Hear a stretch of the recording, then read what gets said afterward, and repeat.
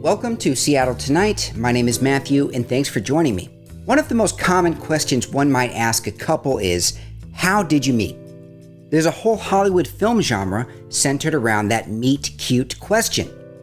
But I think the much more interesting story is, why did you get divorced? And that is the theme of this week's episode. 2 stories of people telling you why they got divorced. The first story comes from my closest friend, Warren. We go way back. We met as interns at a radio station over a decade ago, and we are now podcasting partners. This is the story of his divorce.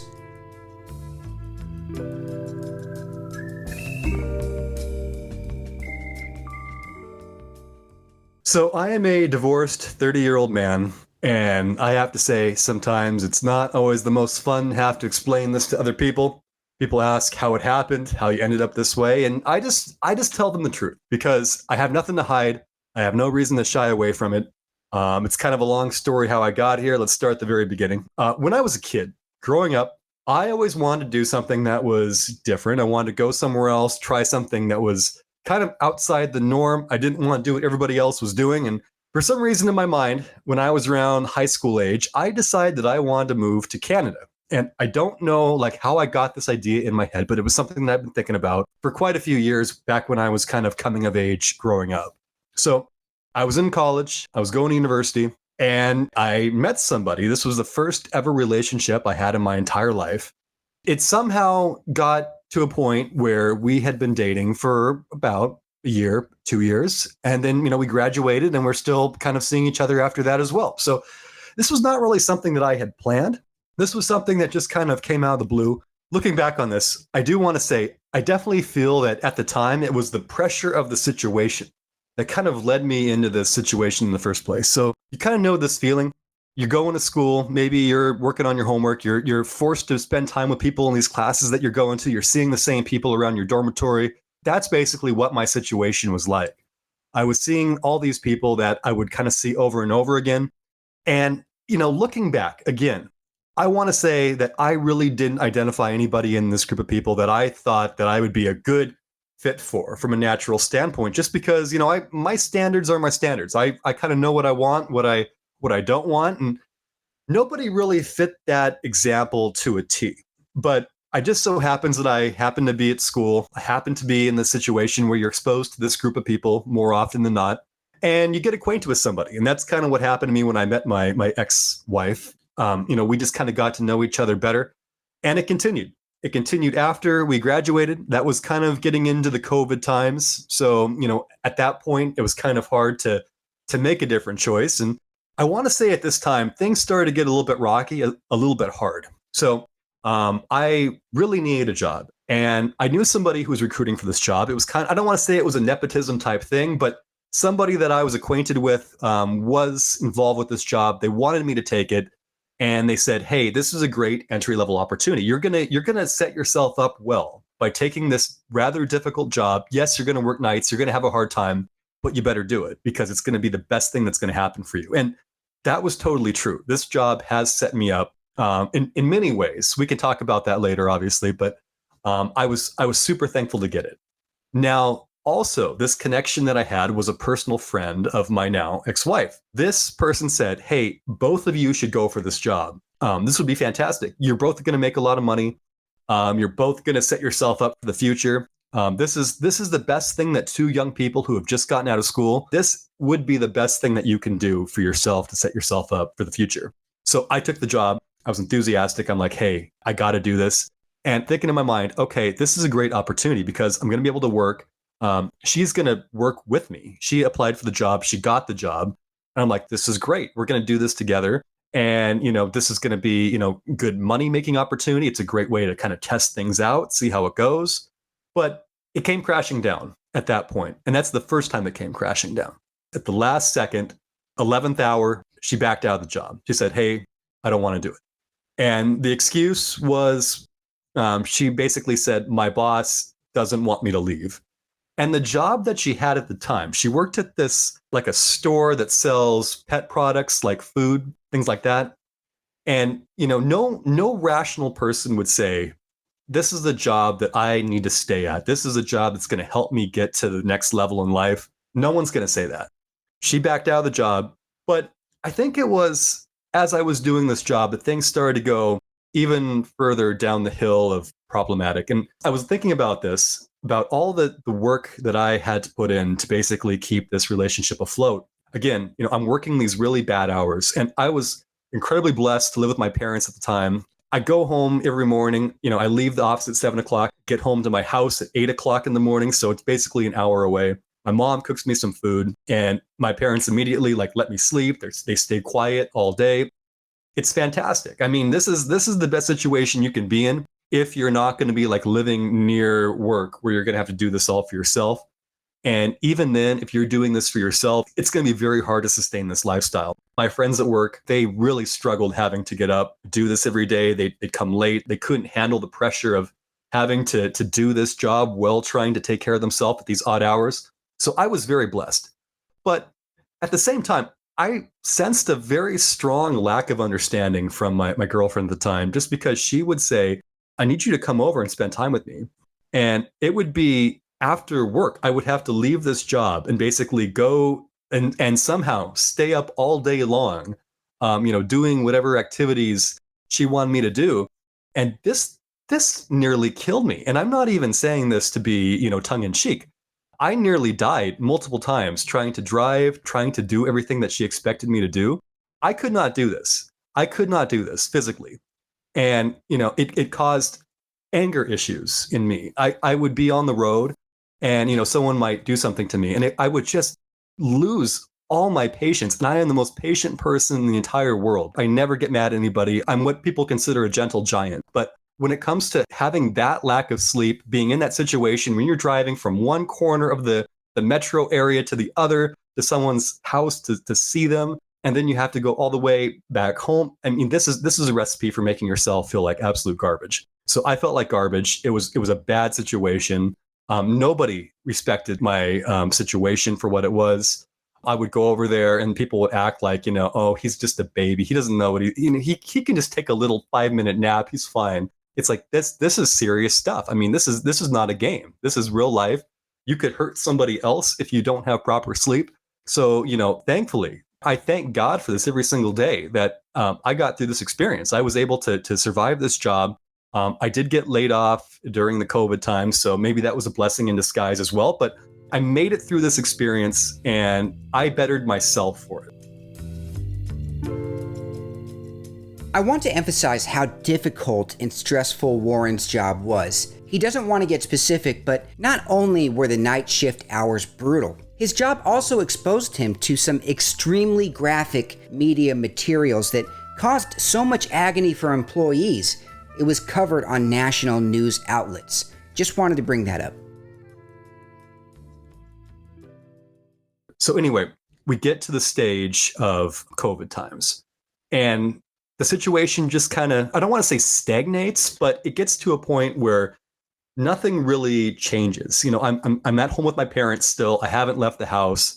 I still feel better because I was actually sleeping normally for the first time in 2 years at this point. But I also realized that my life wasn't really where I wanted it to be. And, again, I'm still in this relationship and I don't really see alternatives. I don't want to say that I was looking for alternatives, but I felt like this was kind of the situation. This is kind of what you're just going to have to deal with. And I didn't decide to do anything about it just because it was too easy just to leave it alone and leave it at that. I'm still going through this experience at the time of having to drive from my house to go on these visits, to do all this stuff. I think of an example right now I want to share real quick. My car at the time actually broke down and it had a lot of issues. I put so many miles in this car driving from my house to the radio station, to work, to her house, and everywhere in between. I think I had about 200,000 miles in this car at the time, and it broke down on the side of the highway. So basically, I'm stuck somewhere on the side of I-5. Just think of it that way. And I finally have to say, okay, I'll call a tow truck. I'll take it back to my grandma's house. She's got a nice place. I can store it until I can figure out how to fix it. But I mean, I can't do anything about this because the car's dead. So I remember that morning I had called her to let her know, hey, by the way, I can't come. I can't come to your house. My car has died. I'm on the side of I-5 and That's just the way that it is. And the reaction I got was not sympathy. It was something that was very toxic, I would say. Her reaction was, "So you're not coming?" Essentially, I said, "No, I mean, there's nothing I can do. I can't even get out of this car. If I open the door, I will be in the right-hand lane of traffic. And this is incredibly, incredibly dangerous to do that." And she just said, "Well, you're not trying hard enough because someone could pick you up."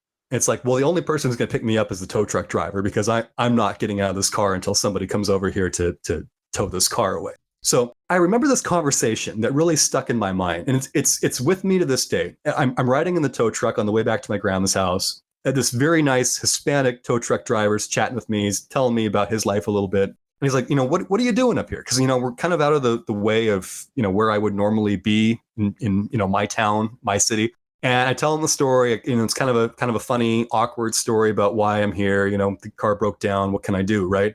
And this man gave me some of the best advice. He says, you got to get out. You got to get out of this. This person doesn't do anything to see you. She hasn't gotten in her car to come see you. So why are you up here in your car, on the side of I-5, nearly killing yourself to see this person? And that man was so incredibly right. His insight about this was so true. And that just came from lived experience. He was obviously like 30 years older than me. He had seen a lot more stuff. He got it. I didn't get it. So that was one of the first indications that I should have took. This might not be the right situation for me. There were other ones as well. I can think of another example where I had to go out of my way. Again, COVID times. I'm at my house. I'm chilling with my family. We're having this lovely backyard barbecue.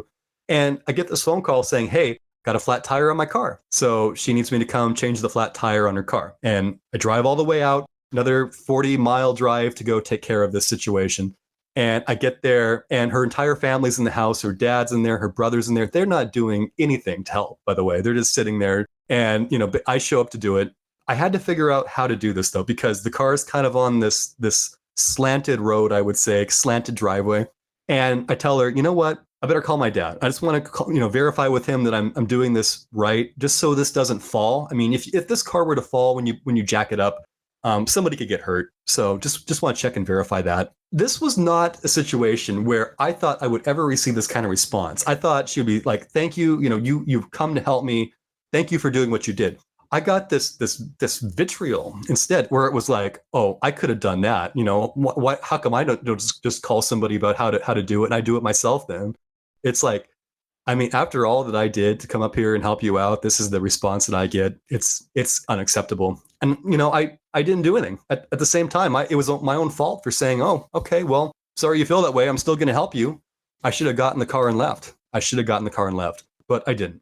Fast forward a little bit, getting to the more meat and potatoes of the story. So it comes time to actually see what I want to do with my life. It's time to figure out, okay, am I going to try to follow through with this dream, this goal that I've had, or am I not? And I applied to go to grad school in Canada. I got in. I had two options. Option one was to break up and go. And that was probably the option I should have selected. But that's not what I did. She didn't really want me to go. Her friends didn't want me to go. No one wanted me to go. And it kind of came to this conversation about, well, what if we just get married? That way I can come with you. And, you hear about these stories all the time where people get married for immigration purposes. They get married for reasons that are not about love. They're not about peace and happiness and all that. And that's exactly the kind of situation that I found myself in. And at the time, I'm thinking in my mind, okay, I mean, you've got people around the world who, like, military men, people of that kind of situation where they do similar things. I mean, this can't be the end of the world if I do it as well. Okay, let's get married. That way we can do this together and we'll both go. So that's what we did. We moved to this new city, this new place that she had never even set foot in. That's when things really start to go off the rails.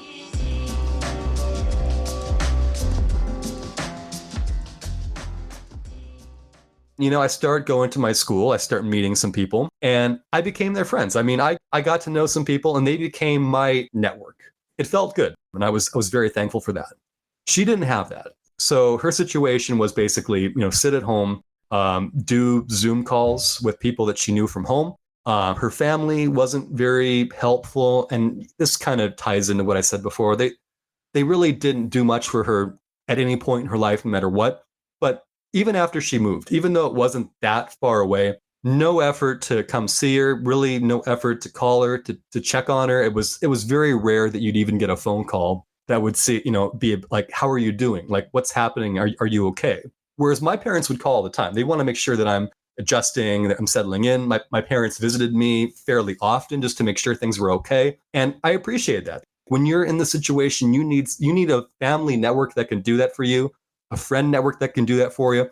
Mine did, hers didn't. So she'd be on these Zoom calls with her friends. And I don't want to say that like they were beating me up, but it's basically what it was. Because essentially she'd be on these Zoom calls and they'd just be like, this is all Warren's fault that you're gone. And, it would go down this road of like, why did he make this decision? Why did he do this? And it's like, I did it because this was my lifelong dream. I had to do it. I had to give it a try. That's what I did. And I felt like I got a lot of hate for it. And I would say that her friends weren't always keen on me in the first place. They didn't really like my style of humor. They didn't really like everything about me. And I mean, that's fine. I get it. It was just the kind of thing where like they kind of lived in their bubble where they kind of did the same things and lived the same experiences. And my experiences were different. I wanted more. I wanted to do more. And I did it. So she got a job. And this is where things really started to go off the rails, I would say. Backing up just a little bit, her goal at the time, right when COVID was happening, was to kind of leave the world of selling pet products. And she had been doing this kind of job for a very, very long time and get into teaching yoga. After we got to Canada, she immediately went out and got this job as a yoga assistant. As soon as she arrived, they wanted to give her a managerial role because she had all this experience from years and years of working in these various pet industries, these pet stores. And they said, well, this is pretty helpful. You could manage the desk. You could be the manager of the assistants, basically. And she said, no, I don't want to do that. I just want to be like the entry level, like desk person. I want to hand out the towels. I only want to do that because I want to focus on the practice of yoga. I want to be the instructor at some point. And that really stuck me in the wrong place, just because I felt like, okay, this is an opportunity that could really give you a lot of more freedom, more money, more status. It's a salary situation where at least you're going to have, a regular income, not just having to kind of fly by the seat of your pants. And she didn't take it. And I didn't get that. The expenses were obviously high. I mean, living in an expensive city, I covered all the expenses in terms of living and food and my schooling. And I'm thankful I was able to do that thanks to having the job that I had before. And I was just thinking the only way that this could really be fair is if you could at least take that role where, it would even out a little bit, where, all of a sudden it wouldn't fall solely on me, for example, to pay for all this stuff. But she didn't want to do it. And not only that, complaints started to really roll out after that, where it was like, oh, they're working me too hard. They want me to come in every day of the week. They want me to work they want me to come down for like 3 hours a day just to man the desk. And I still have these chats like way down buried on my WhatsApp that were part of this group chat with her friends. I happen to be in the chat. It's just chat after chat after chat of her complaining about this job, saying how horrible it is, how horrible Canada is, how awful everything is. And when I look at that, I just can't help but think, it didn't have to be like that. There was no reason why it had to look like this. It could have been a lot different. You didn't have to go down this road. And yet you kind of did it to yourself. I mean, this is a self-inflicted wound that you can't come back from in a situation like that unless you find the motivation to actually step outside your comfort zone and do something that's different. So we get to this situation where I'm noticing she's very angry. She's very upset about the situation. She's becoming more and more upset about me spending time outside the house. And this is a mistake that I made. I started spending a lot of time with friends that I made. We would go out and, do things after school, like go to the park and chat. We would do things like go out to restaurants with our cohort. And I would come home late, and it would not be a good situation. There'd be a lot of anger, a lot of resentment. I was not in a good spot at that time. It was very unfortunate. There was a lot of vitriol, and I took it in stride. I still kind of went about my routine. I didn't let it phase me, but at the same time, it's going to phase you. I mean, you're in a situation like that, you can't help but let it phase you a little bit. So things kind of started to get worse as time went on. The anger was still kind of coming out. And you're in this 500 square foot apartment in downtown. You got the city noise blaring outside all the time. The emotions run high. The emotions run super, super high. And I couldn't help but notice too, I would go on these Zoom calls with her too, with her friends, just to kind of see how things are going at home. It was always down the road of like, oh, you guys, you moved too far away. Warren, this is stupid. Why are you going to the stupid school? Stuff like that. And it was pretty offensive. I mean, I got to the point, I mean, I initially took it in stride, but after a while, you're like, I don't want to hear about this anymore. I mean, this is the commitment that I made. I'm going to see this thing through. I can't quit now. I paid, a lot of money to do this, and I'm not going to leave early. I'm going to finish this thing off. And the vibe that I got was that at the end of the day, when everything is said and done, all she really wanted to do was just go back to the same exact life that she had, the same friends, the same town, the same job.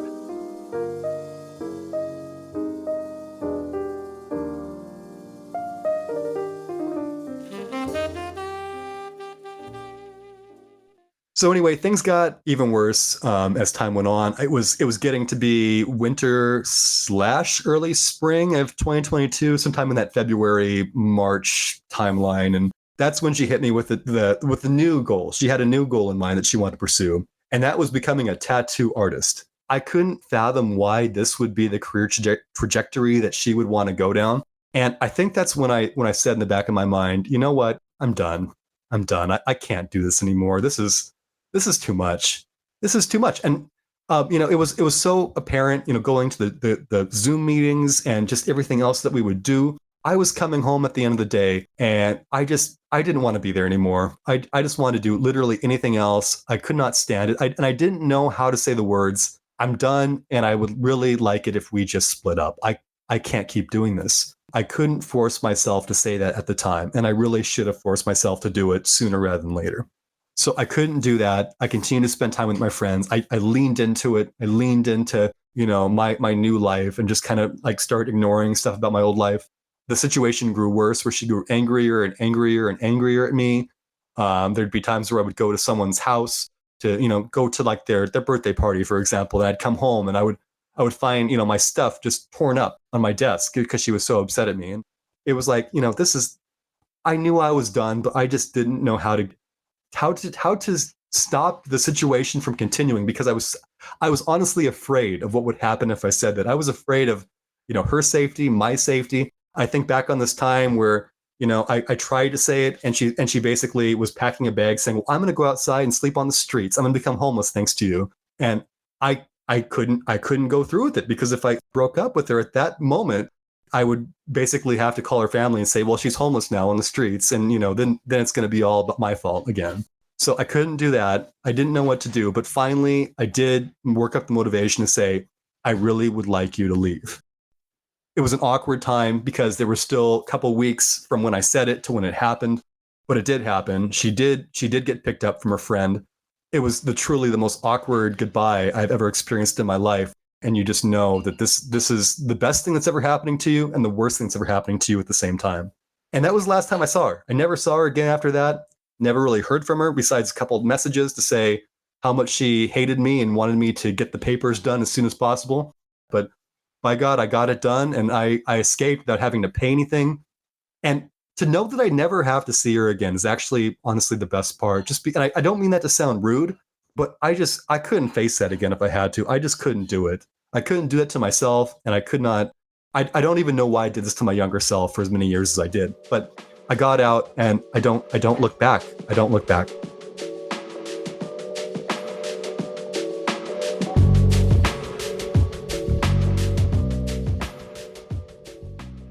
In a lot of ways, it's fortunate that you were so passive, because I think if you would have pushed back even a little bit, there's a lot of scenarios where somebody like her would have just called the police to get a reaction going, Well, I'll tell you a quick story. I know we were running out of time here a little bit, but I'll never forget this conversation that she had with her friend on Zoom. And I heard the whole thing. I heard the whole thing from the other room. It's her friend. Her friend's a little bit overweight, no life, nothing really going on, right? And this friend always hated me the most. That like I was public enemy number one. She always thought that I was just bad news. She didn't like me. And in this Zoom meeting, I heard her saying, you got to get away from Warren right now. He's gonna beat you. He's gonna kill you if you don't get out of this relationship right now. He's gonna come in there and smack your face. And they're both like, yeah, like, and you know me. This is not something I would ever do in a million years. It doesn't matter how far she would push me. I would never do that to somebody. And to have somebody say that about you on a call is just the most toxic thing. And I told her when she left, because she wanted to know why. And I said, this is the kind of stuff that people say about me, that you don't stick up for me. You don't stand up and say that's not him at all. But that's what you invite into your life. Good luck. You can keep that. You can keep that because I'm not touching it. I remember the day before you were going to sign the Justice of the Peace papers. I had this feeling, just this weird feeling, and I texted you and I said, dude, up until you sign on the dotted line, you can always just not do it. You can always back out. If you're not feeling 100%, you can always just not get married. And you said something, I don't exactly remember what it was, but it made me go, uh-oh. You didn't say anything bad about her, but you said something about, potential futures just keep flashing through my head, something like that. And I went, oh man, this could not be great. I think I said something about, I was thinking about all the ways my life could have turned out and how I just didn't anticipate it going this way. And I mean, looking back, that's kind of depressing, really, because I mean, at that point in your life, you want to say, this is the greatest thing that's ever happened to me. I'm so ecstatic to go sign this.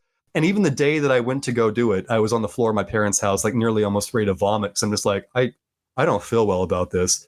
And my parents were like, you don't have to do it. But, I'm still kind of bitter about this to this day. They didn't stop me. They should have stopped me and said, no, you cannot do this. You cannot go down there and do this. But they didn't stop me. They didn't stop me. So I went down and I did it. I think, Warren, you will agree with this. But just to close things out, I'm going to leave you the floor in just a second. But if you're on the fence about it, if you don't feel great about it, if you feel like you're about to puke on the floor of your parents' house, escape. Get out of there. Yeah. I thought about that a lot. I had some conversations. And again, I'm going to tell you a very manipulating fact here real quick. And I've never said this anywhere in my entire life. So I hope that you're ready for this. Get your butt cheeks ready.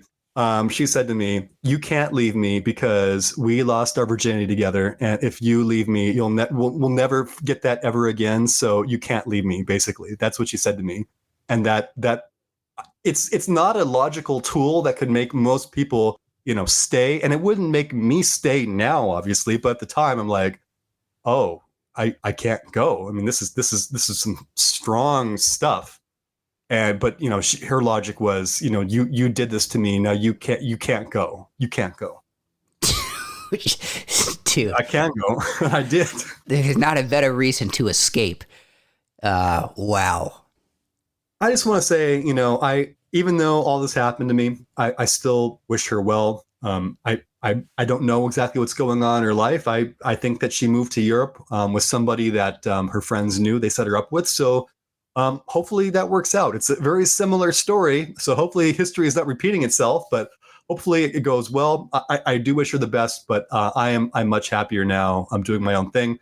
I don't have to worry about coming home from work and being treated like that. And it's a great feeling. And we both ended up far better off. I do not wish her well. Okay. The next story is brought to you by my Uncle Johnny. He is a veteran, an extremely talented mechanic, and a divorced man. Why did he get divorced? Find out for yourself.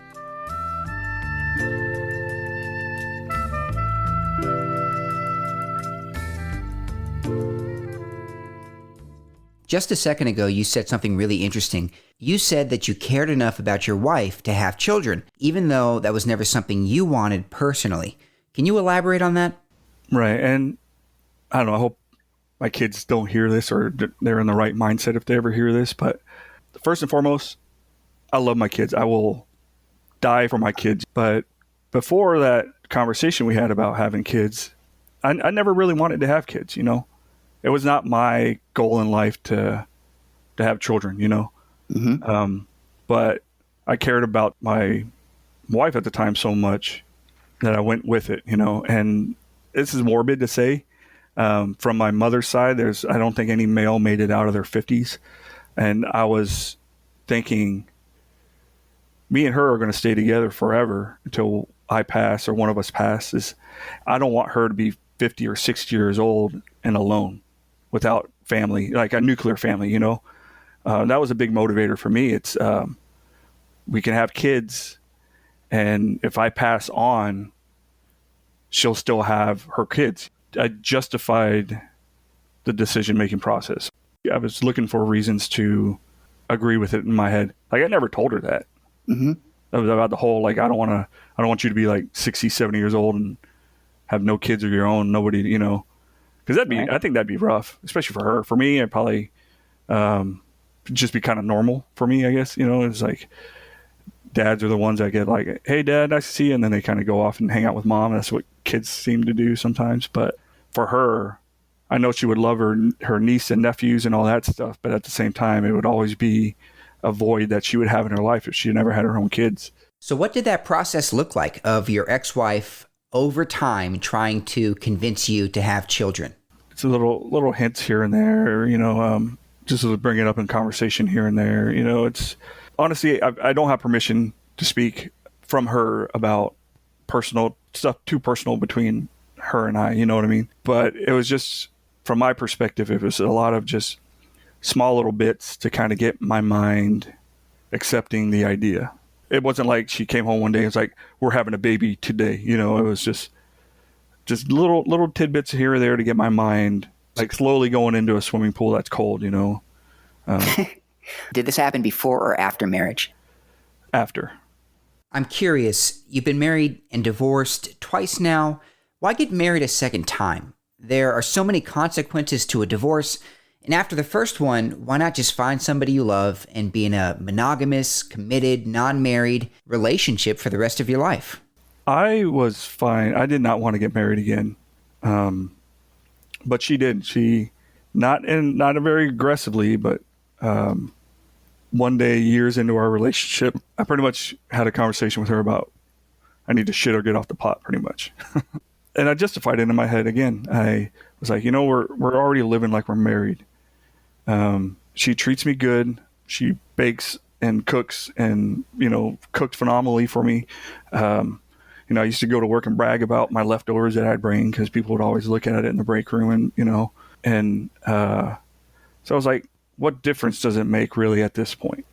Now it's like, we'll legally be together. So if there's an accident, I can actually go to the emergency room, or vice versa for her as beforehand, it might be a family members only kind of thing, Yeah, she wanted it and I gave it to her. Much, I guess it's the story of the relationship. It's like, I just gave her what she wanted to make her happy because at the time she was making me happy. You are given an ultimatum, marry me or we break up. Getting married was something you were not totally comfortable doing, and you have other options. You're handsome, have a good job, still young. Why not break up and find somebody who aligns better with your lifestyle rather than get married when you don't feel ready? Never to find somebody else. When things got really bad, I just wanted to be alone. But it really didn't get bad until, trap's a bad word, I had too many commitments, because the marriage didn't go bad until we started having like kids, Yeah. And it was not the kids' fault at all. But, she started her new career, so she's got that thing going for her. And typical arguments about money came up, finances and whatnot.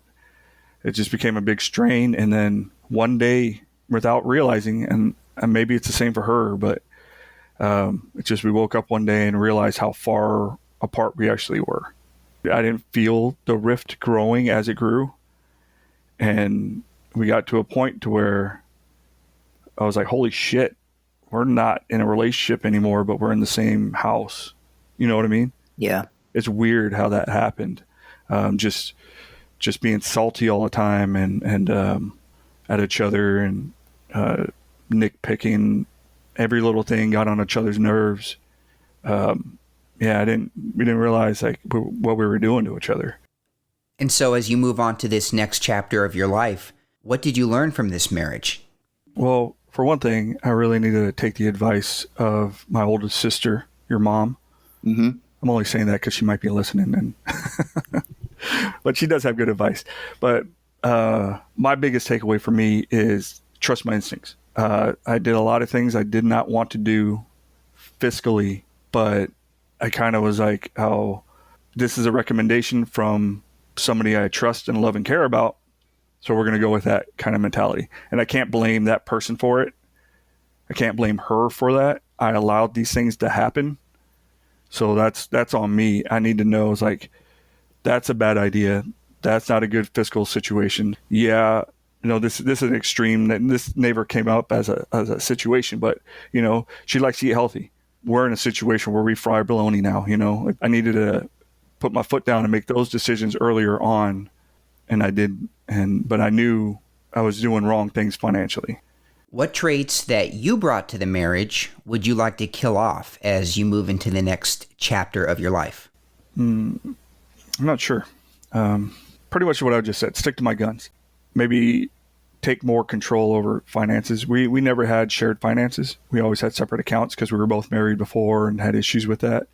But I also feel this time around we had issues with that because maybe distrust in what money was spent on and how much actual available funds were available.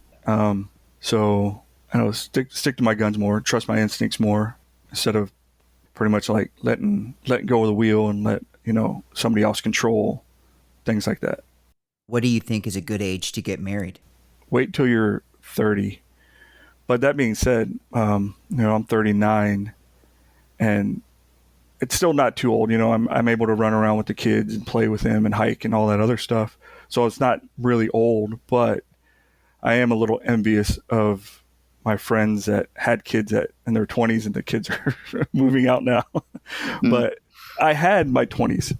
I had a big chunk of my 30s where, hell, if we want to go to Seattle tonight, we could just go to Seattle tonight. Mm-hmm. It wasn't we got sitters or we got kids, we can't do that,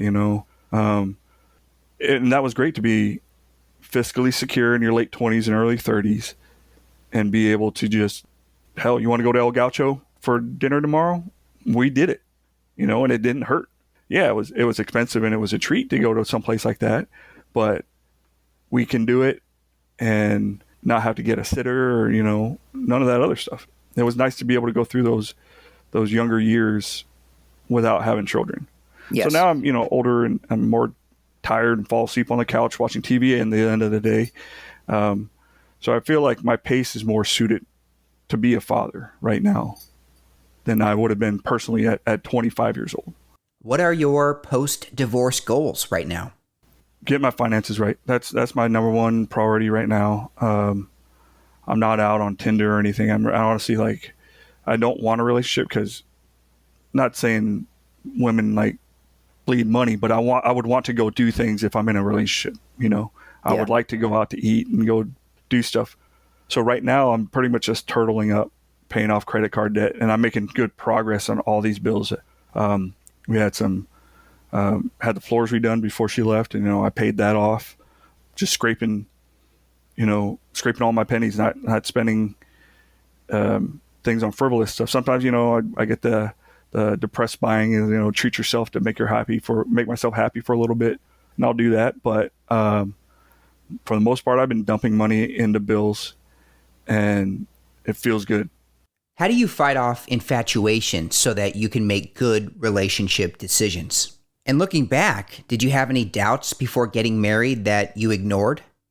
If you want to know about fighting infatuation, you're talking to the wrong person, because I keep making the same mistakes. I had doubts before both marriages, and I just didn't listen to those doubts. I don't know if I'm a glutton for punishment or, I grew up in a house with parents that argued the whole time, but they stayed together. So I don't know if that was just, I got a jaded perception of what a relationship is, I don't know. But I definitely had doubts before both marriages, and I should have listened to those doubts, and I didn't. Another part of it was a lot of the doubts swirled after the engagement process, and just from sheer stubbornness, I would not back out of the commitment.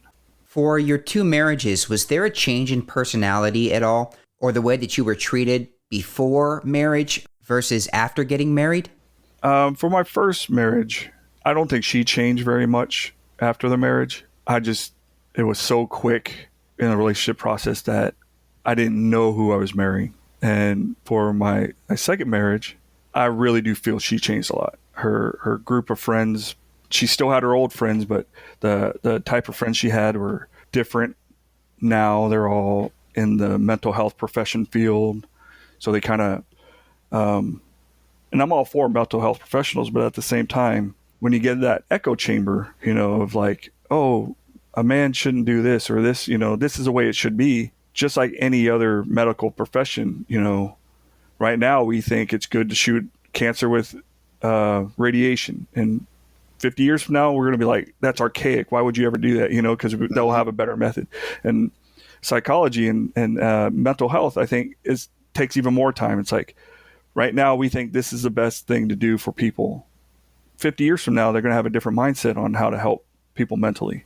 They're in their little echo chamber, and it's they bounce ideas off each other and create these ideologies that I think sometimes are a little not helpful in a relationship. To further help people learn from this, summarize what went wrong in a nutshell. I feel I kind of just let her take the wheel, Maybe that's just the lower enlisted soldier in me. It's just like, hey, I'll march into that fire for you. Just got to lead me there, you know what I mean? And the savior complex, big no-no. Yeah. I think the best advice I can give to anybody right now is just live in the now. I spent a lot of time looking at my mistakes in the past, and it's great to learn from those mistakes, but you can't dwell on them. They're over. There's nothing I can do to bring the money spent back or any of that the time I spent back. It's over, just dwelling on your past is just going to hinder you instead of moving forward into the future. Thank you for listening to this episode of Seattle Tonight. Remember, marriage is a beautiful thing, but if you are not sure about going through with it, you don't have to. Until you sign the wedding certificate and say, I do, you can always escape the situation to one that suits you better. Keep that in mind. My name is Matthew. Talk to you next time.